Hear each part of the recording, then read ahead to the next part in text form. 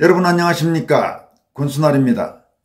호남의 양식 있는 지식인들이 헌법재판소는 윤석열 대통령 탄핵 심판에서 재판의 원칙을 제대로 지키고 부정선거의 진상규명을 허용하라고 촉구하고 나섰습니다. 사회정의를 바라는 전국 교수 모임 약칭 정교모 호남지부와 호남자유포럼은 오늘 공동으로 발표한 성명을 통해 첫째, 헌재는 재판의 원칙을 지킬 것. 둘째, 이념적 편향성을 공공연히 드러내거나 불법 및 부도덕 전력이 명백한 재판관들은 스스로 탄핵 재판에서 회피할 것. 셋째, 헌재에서 탄핵 결정에 앞서 부정선거의 진상이 규명되도록 허용할 것. 넷째, 부정선거를 심의할 자격이 없다면 대통령 탄핵 심판을 즉각 각하할 것 등을 요구했습니다.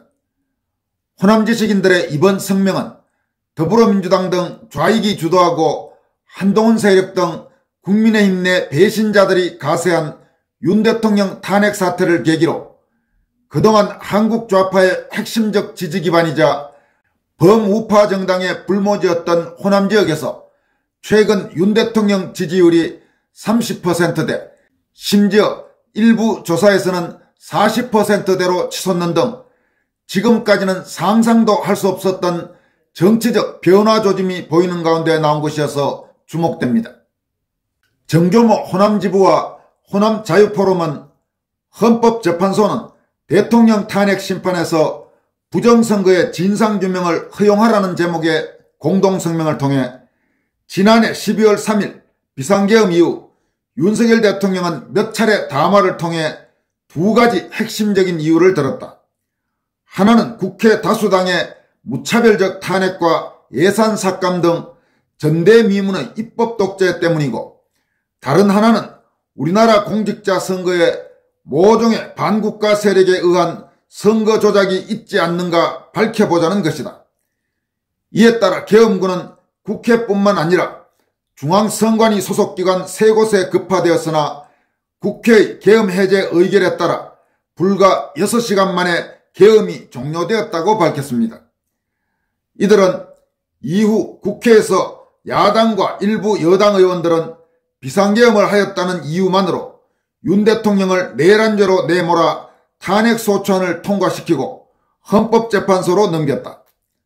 또한 공수처는 소위 내란죄에 대한 수사권도 없이 대통령에 대한 수사를 밀어붙이면서 관할도 아닌 서울 서부지법에 가서 불법적으로 체포영장을 발급받아서는 무려 3,000명이 넘는 경찰을 동원하여 대통령 관저로 쳐들어갔다.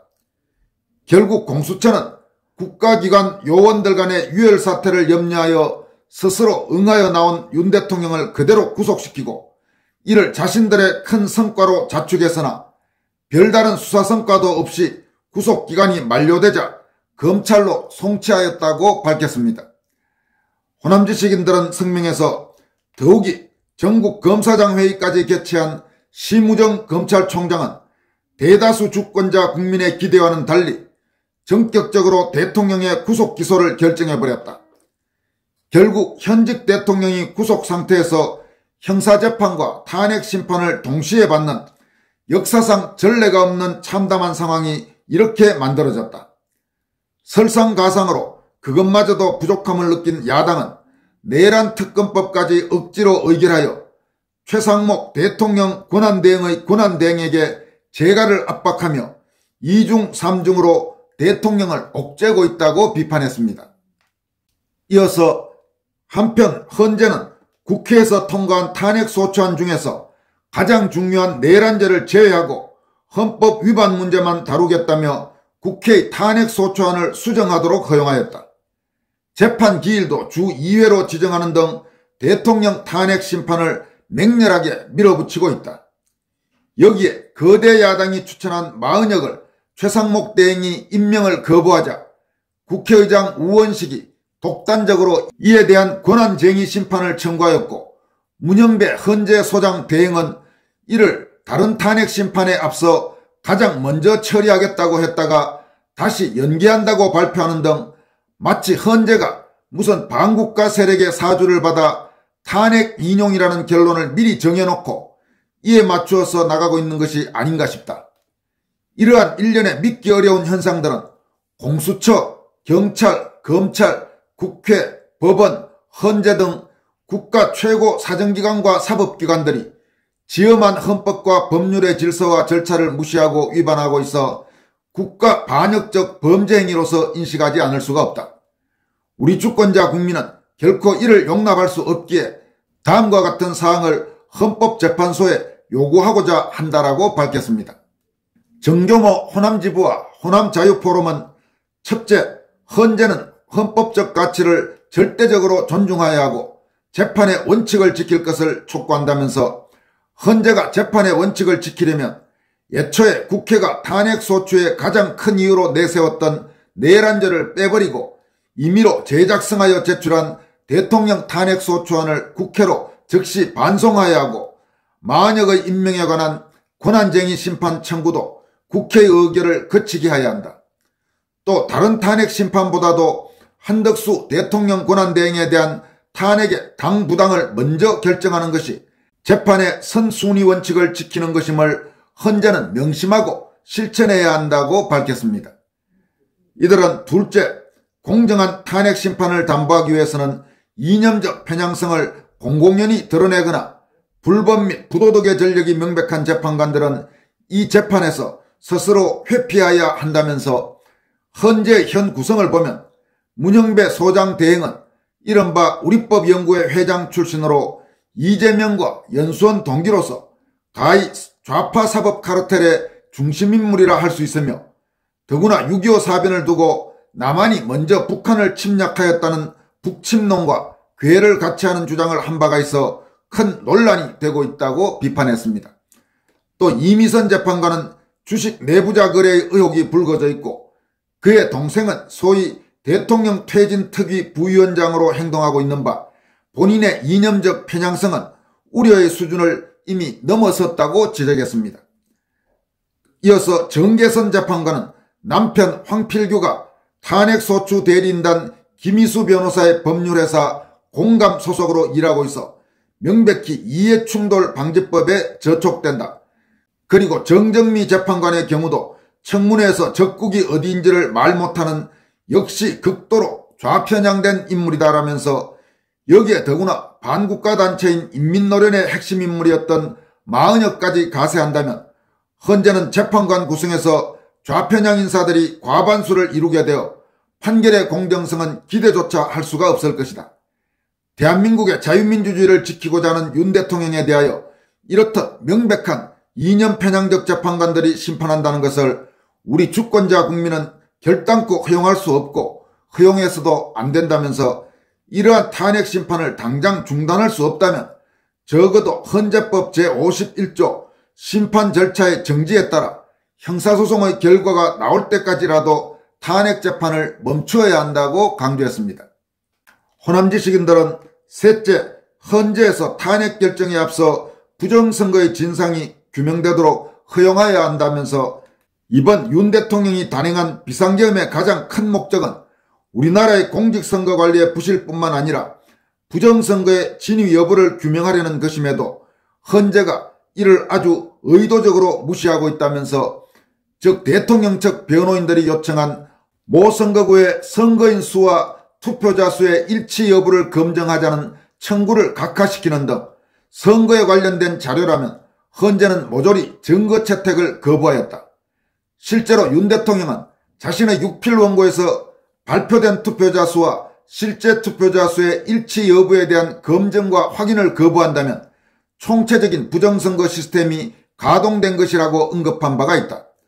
그럼에도 불구하고 헌재가 이 문제를 끝까지 외면한다면 실제로 부정선거가 존재하였고 헌재가 부정선거 세력과 공범이기 때문에 이를 감추려고 한다는 의혹만 증폭될 것이다라고 지적했습니다. 그러면서 사실 부정선거와 관련된 증거는 차고 넘친다. 2020년 4.15 총선의 재검표 시에 이른바 배춧잎 투표지, 일장기 투표지, 신권다발묶음 등 수많은 부정선거의 증거가 나왔음에도 천대엽 대법관은 부정선거를 자행한 주체를 특정할 수 없다는 이유로 소송을 기각한다고 결정하였다. 특히 무수한 신권다발 같은 투표지 묶음의 출연에 대하여 선관위는 이를 형상보건종이이기 때문이라며 터무니없는 변명을 늘어놓았다. 2024년 4.10 총선에서 더불어민주당이 압도적 승리를 거머쥐게 된 결과도 부정선거 의혹에서 한치도 벗어날 수가 없다. 선거검증 관련 전문가들의 분석에 따르면 모든 더불어민주당 후보들에게는 사전투표에서 총투표수의 2분의 1에서 5분의 1에 해당하는 득표수가 인위적으로 보태졌고 그 결과 5, 60명의 당락이 바뀌었을 것으로 추정되고 있다고 지적했습니다. 그러면서 더구나 12.3 계엄 당시 수원 소재 선관위 연수원에서 다수의 중국인들이 체포되었다는 보도가 잇따라 나왔고 중앙선관위가 주도하여 조직한 세계선거기관 협의회 A웹이 실제로는 최근 여러 나라의 부정선거와 연루돼 거의 내전에 준하는 국가적 소요사태의 발생과 직접적인 관련이 있다는 보도가 있다. 대한민국이 국제사회의 부정선거 의혹의 중심에 놓이고 있어 우리는 이번 기회에 반드시 이를 명백히 밝히고 넘어가야만 한다. 심지어 대한민국 대통령이 누구인들 이러한 오명을 우리나라가 뒤집어 쓰고 있는데도 아무런 조치도 없이 그저 방기하고 임기만 채우려 한다면 그는 국가와 역사의 반역자가 되고 말 것이 아닌가라면서 대통령의 이번 계엄 단행은 이러한 관점에서 불가피한 구국의 용단이었음을 이제야 많은 주권자 국민이 깨닫고 있다고 밝혔습니다. 정조모 호남지부와 호남자유포럼은 이어서 넷째 부정선거를 심의할 자격이 없다면 대통령 탄핵 심판을 즉각 각하해야 한다고 강조했습니다. 이들은 헌재는 우리나라 헌법을 지키는 최후의 보루다. 선거의 투명성도 자유민주주의를 지키는 마지막 수단인 것이다. 선거의 무결성을 밝히는 것은 헌법을 지키는 데 있어서 최우선적인 덕목이다. 그럼에도 만약 부정선거에 관한 의혹 자체를 무조건 부정하거나 덮어버리고자 하는 집단이 있다면 이는 분명 부정선거를 감추어야만 하는 반국가 세력일 것이다. 현재 헌법재판관 중에서 과거 지방선관위원장을 역임한 인사로는 문형배, 진주시, 정정미, 공주시, 김형두, 강릉시, 조한창, 제주시 등 4명이나 된다. 그러므로 이들에게 부정선거 문제를 객관적으로 다루기를 기대하기는 근본적으로 어렵다. 이들은 역대 선거에서의 부정이 밝혀지면 그 중차대한 범죄의 책임과 무관한 위치가 아니므로 급기야 공범의 처지에 놓이게 될 수도 있기 때문이다. 헌법재판소로서는 이렇게 부정선거 의혹을 규명하고자 계엄을 단행한 윤 대통령에 대한 탄핵 심판을 수행할 자격 요건을 갖추지 못한 상태임이 명백하다. 따라서 우리 주권자 국민은 국회의 탄핵 소추안의 구성에서부터 불법과 위헌적 요소로 점철된 윤 대통령 탄핵 소추 사건을 즉각 각하함으로써 헌재가 대한민국의 헌법을 수호하고자 하는 최소한의 의지라도 보여주어야 한다고 강조했습니다. 호남지식인들은 마지막으로 계엄 초기 10%대였던 윤 대통령에 대한 지지도가 계엄 이후 점차 상승하여 2월 초 현재 50%를 상회하고 있고 그동안 정치에 관심이 없었던 20, 30대 청년 세대마저 대통령의 비상계엄을 이른바 계몽령으로 받아들이며 대대적으로 탄핵 반대 집회에 참여하고 있다. 더구나 학원계 일타 강사로 유명한 전한길 씨가 탄핵 반대 집회에 등장하면서 기존의 광화문 집회에 더하여 전국적으로 탄핵 반대 열기가 하루가 다르게 고조되고 있다. 하루에도 수없이 만들어져 나오고 있는 대통령에 대한 지지와 탄핵 반대를 절절히 담은 젊은이들의 노래만 들어봐도 탄핵 반대에 대한 열망이 얼마나 높은지를 체감할 수가 있다면서 이러한 국민의 열망을 보면서도 헌법재판소에서 불법적이고 부당한 재판을 계속한다면 결코 우리 주권자 국민은 이를 그냥 좌시하지 않을 것이다라고 강도 높게 헌법재판소에 경고했습니다. 여러분, 호남의 양심적인 지식인들, 정조모 호남지부와 호남자유포럼이 이번에 발표한 성명은 상당히 의미가 크다고 생각합니다. 호남 지역에서 이런 목소리들이 이제 본격적으로 나오고 있습니다. 이런 목소리들이 확산된다면 그동안 대한민국의 심각한 고질병 중에 하나였던 지역감정의 치유, 그리고 이른바 동서갈등의 치유에도 상당한 도움이 될 수 있을 것으로 기대합니다. 이어서 역시 이 부정선거 의혹과 관련돼서 한 가지 내용을 여러분들에게 전해드리도록 하겠습니다. 소셜미디어에서 꽤 영향력이 있는 손병호란 분이 최근 자신의 소셜미디어에 부정선거 고 이런 제목으로 글을 올렸습니다. 여기에 고는 생각할 고자입니다. 그러니까 부정선거에 대한 고찰 이런 뜻이라고 보여집니다. 이 내용이 상당히 주목할 만한 내용이 있습니다. 다음과 같은 내용입니다. 지난 총선 때도 그렇고 22년 대선 때도 빨개 중 좀 높은 놈들은 200만 표를 먹고 간다는 말을 은밀히 했다. 이 빨개는 아마 빨자, 갱자, 이자를 말하는 것 같습니다. 그런데 그 방법은 그놈들도 모른다 했다. 실제로도 모르는 듯 했다. 그 말이 일리 있는 게 2022년 대선 때 투표 전날까지 모든 여론조사 회사와 각 기관의 여론조사상으로는 우리가 10%포인트 앞서 있었다. 여기서 우리는 범우파 진영, 그러니까 지난 대선의 경우 윤석열 대통령 측을 말합니다. 그러나 막상 열어보니 27만 표로 0.7% 앞서서 아슬아슬하게 이겼다. 그런데 놀라운 것은 빨개들이 고작 0.7%를 졌는데도 부정선거란 계급품을 물지 않는 것이다. 박근혜 대통령이 당선된 선거에선 100여만 표를 졌는데도 부정선거라며 지랄 발광하며 영화까지 만들던 놈들이 고작 27만 표에 무너졌는데도 총 맞은 놈들처럼 엎어져 있는 것은 27만 표를 진 게 아니고 227만 표를 졌기 때문이었다. 나는 그 200만 표를 어찌 만들었는지 몹시 궁금했으나 내가 탐색할 수준과 방법은 아닌 듯 해서 그냥 있었는데 그 실마리는 우연히 발견됐다. 지난 추석 때 제사 지내러 온 집안 동생들과 이야기하던 중 원룸 건물을 2채 가진 한 동생이 이름도 얼굴도 모르는 놈들이 자기 원룸에 주소지를 뒀는지 관공서에 안내 우편물이 온다는 것이다.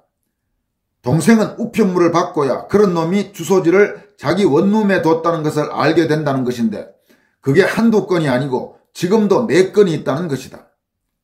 나는 30년 전 본의 아니게 35칸의 원룸을 5년 정도 보유한 적이 있는데 그때도 그런 일이 가끔 있지만 그땐 살던 사람이 이사간 후 주소를 옮기지 않는 경우였지 생판 모르는 사람은 없었다.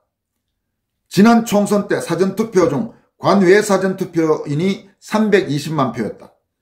즉 총투표인 수의 10%가 외지에 나가서 사전투표를 했다는 말이다.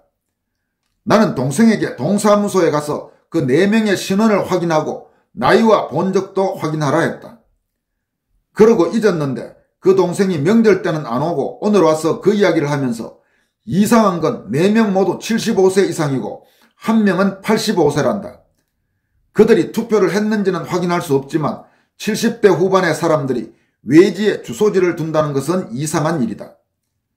몇 달 전 우리나라 행정기관 62곳이 해킹당했다는 신문기사가 있었다. 찾아낸 곳만 그렇다는 것인데 그 말은 우리나라 행정기관의 모든 컴퓨터는 해킹당했다는 것이다.